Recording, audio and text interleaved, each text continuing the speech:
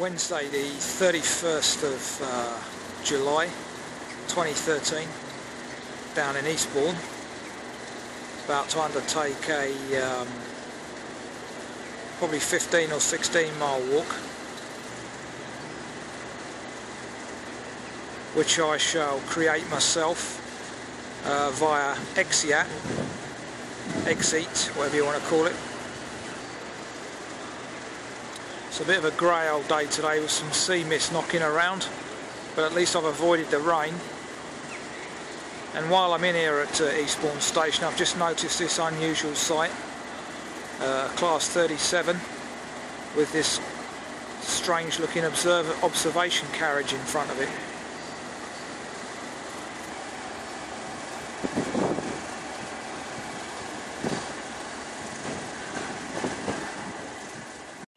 So yeah, as I was saying a few minutes ago, it's a grey old day, but not raining. It's about 12:15 now, quite a late start because of the distance involved, but I'm underway, so let's get cracking and see what I can develop. Passing the UK's busiest bandstand by the looks of it, or so I've just read. And I'm still on the mobile phone, by the way, as you may have noticed. Just passing marker number 3 of the Seafront Journey Planner. Didn't notice that previously on my last trip down here.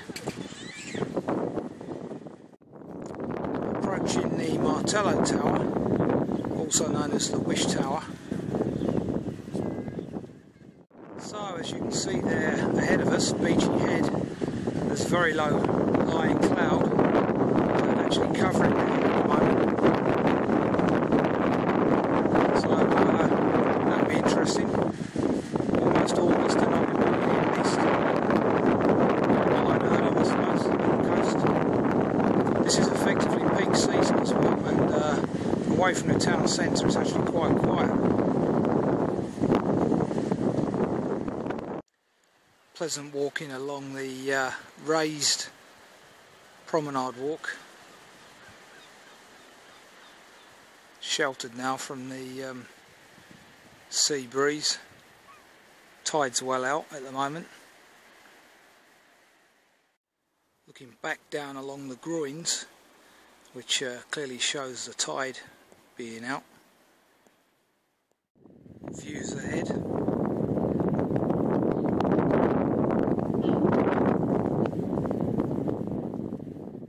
So here we are at the beginning of two well-known walks, the South Downs Way, and heading north, the Weald Way. So here we go, 100 miles to Winchester, 81 to Gravesend. Just veered away from the South Downs Way a little bit here, just past the kiosk, to get a fine view of Eastbourne and the surrounding area, even on a grey day. Look at that mist over there.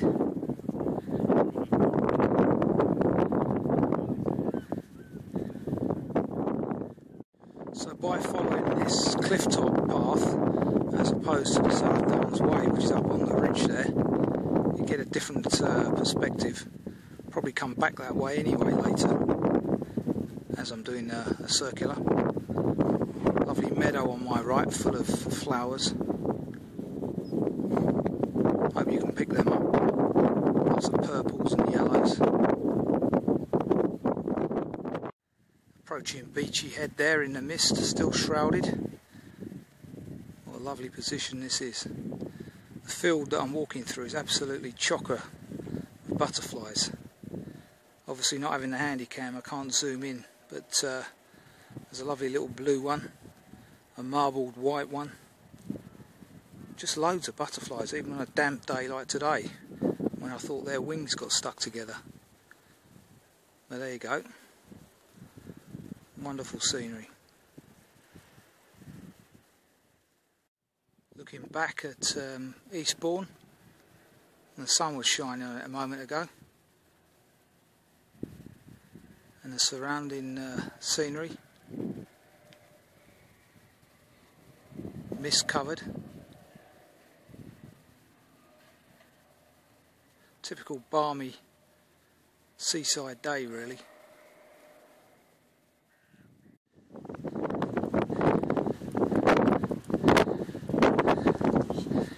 Self-explanatory. So there you have it. Memorial, remembering those that died in the Second World War. They used to use Beachy Head as a navigation point. So here we have the 163 metre drop of the recommended lunchtime stop. The pub at Beachy Head with its countryside visitor centre. Buses nearby as well. And indeed, as you can see, very low lying cloud today.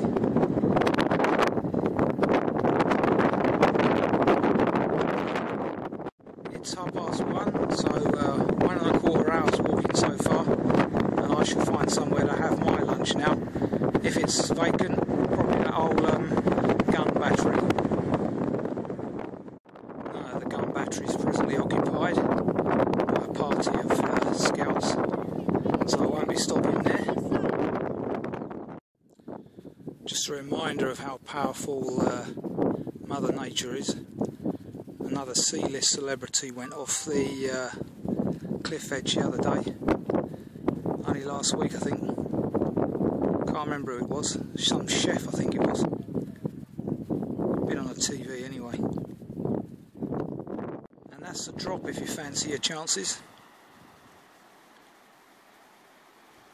As I say, around about 160, 170 metres up here. Gives you some idea. 450, that sort of height in feet. Number of crosses over there, so this is obviously a popular jumping point, or driving point even. People can drive off here. There's the Belle 2 lighthouse just down below me. I think I'll have lunch here. It's a nice little bench there for me. Well, it's not a bench as such, but a nice curved piece of earth. Just a job.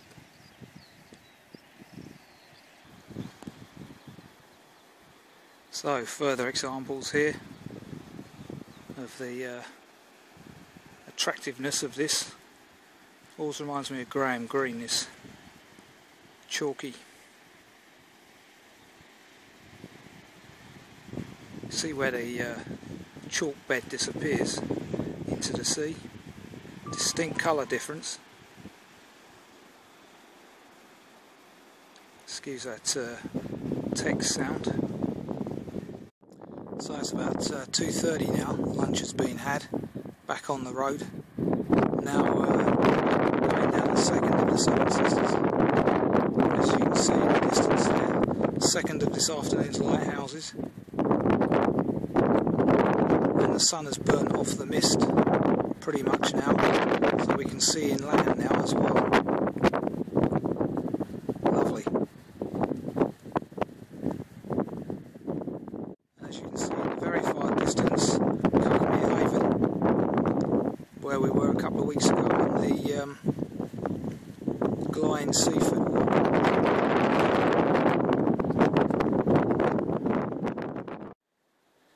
Looking back at the Belle 2 lighthouse with the very bright white cliffs there, surrounding scenery as well.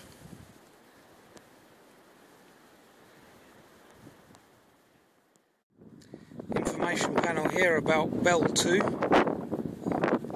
the lighthouse and the associated downland. Looking back at one Belle 2 from the other.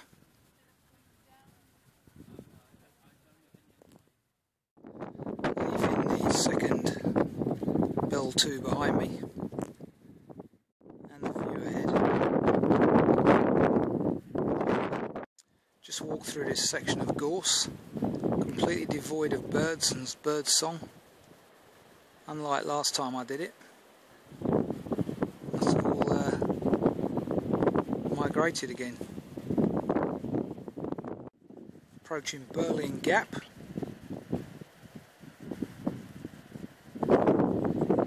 Looks a bit ominous over there towards Eastbourne. A good shot of the remaining sisters to be climbed prior to Cuckmere in the distance on the left there. The cafe at Birling Gap, National Trust property. And the unique way of getting to the beach via that metal escalator, or staircase rather. A shorter walk can be had here by turning off towards Eastbourne over there. Views back to Birling Gap with its very busy car park and the lighthouse up on the headland there. So we're at the juncture here of the South Downs Way, 5 miles to Exceat, 1 mile to Eastbourne if you want to carry on that course. So talking about 2.5 hours now to get to Exceat. It's around 3 o'clock. Now entering the National Trust's Crow Link and what should be a quieter section of today's walking. Memorial stone reminding us that Mitchell Dean was bequeathed by WAA Robertson in memory of his brothers. That's how it became National Trust land.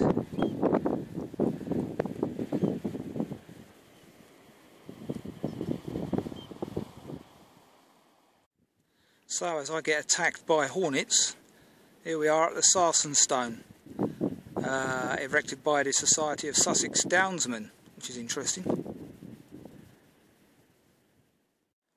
And the wonderful view back from the Sarsen Stone towards the lighthouse, the bell too. Views inland from Flagstaff Point.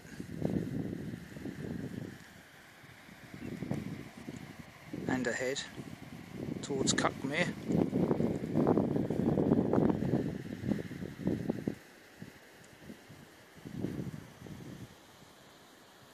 Wonderful. Looking back at sisters 1 to 3 from sister number 4.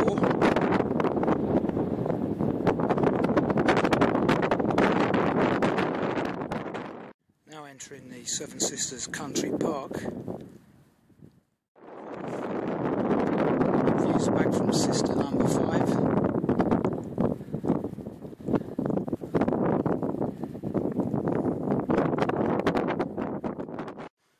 Not sure if you can see that, but chalk graffiti in chalk stones.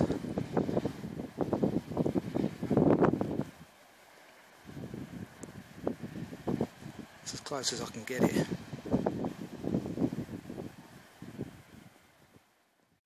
This is from sister number 7 towards number 6, so near humanity I suppose, hence the graffiti. And there you have a pretty good shot of the whole coastline, and again.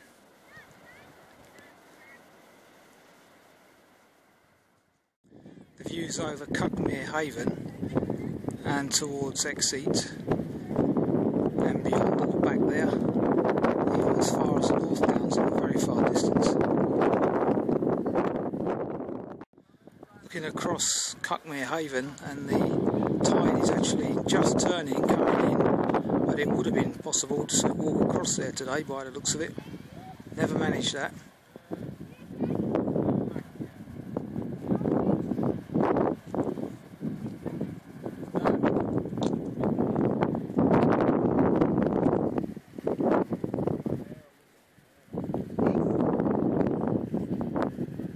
I must say there's a lot of foreign tourists up here today.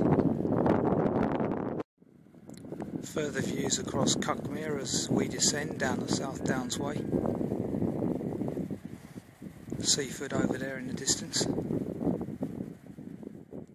Well protected farmstead down there. That's the South Downs Way, which I am following. Veers away from Cuckmere now.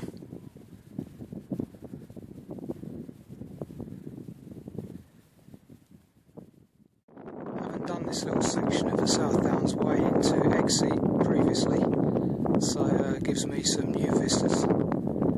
Just a shame I haven't got the handycam today really, but as I say, still being repaired. So as we come up to Exceat with its visitor centre and the busy A259, plan is to go up to the forest there at Friston and then on to Eastbourne. I was going to try and walk all the way back to Eastbourne, but now 4:30, I don't think I'll have time, but we'll see how we go. I've only done about 10 miles thus far, I believe. Which doesn't seem like a lot. Looking back over Cuckmere meanders from a point just outside Friston Forest.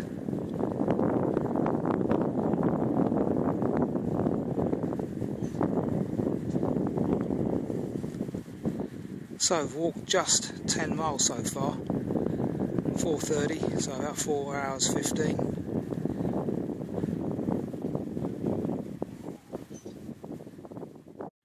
Information panel here about the meanders.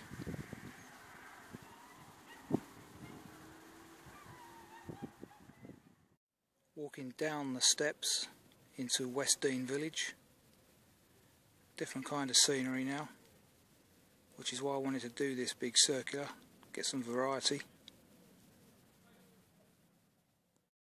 First church of the day, All Saints Westdean.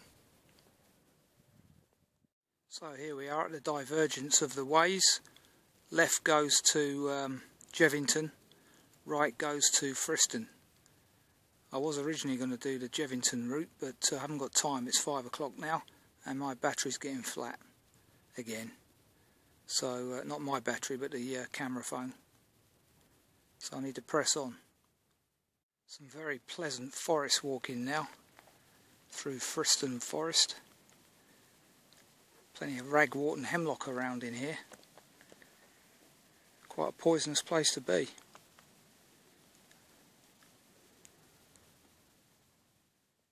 Scenery around what I believe is Middle Brow on the map.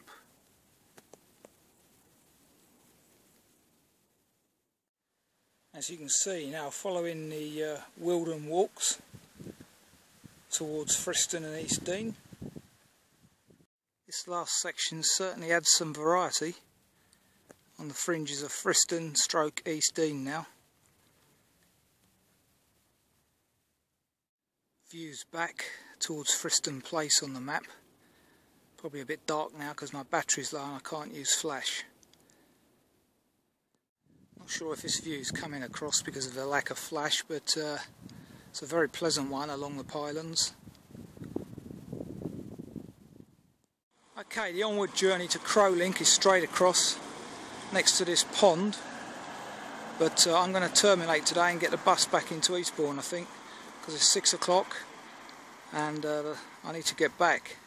I haven't got time to walk 4 miles at the moment. So that was a very pleasant walk. Back at the station now. Didn't quite complete the mileage that I wanted to, but nonetheless a nice mixture of woodland and coastal walking.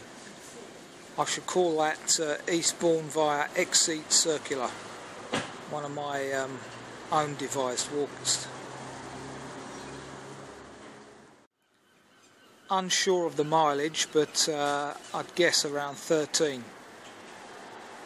Was hoping to walk all the way back to Eastbourne, but I just ran out of time. Now awaiting the 7:30 train home. Lovely part of the world though. Recommended.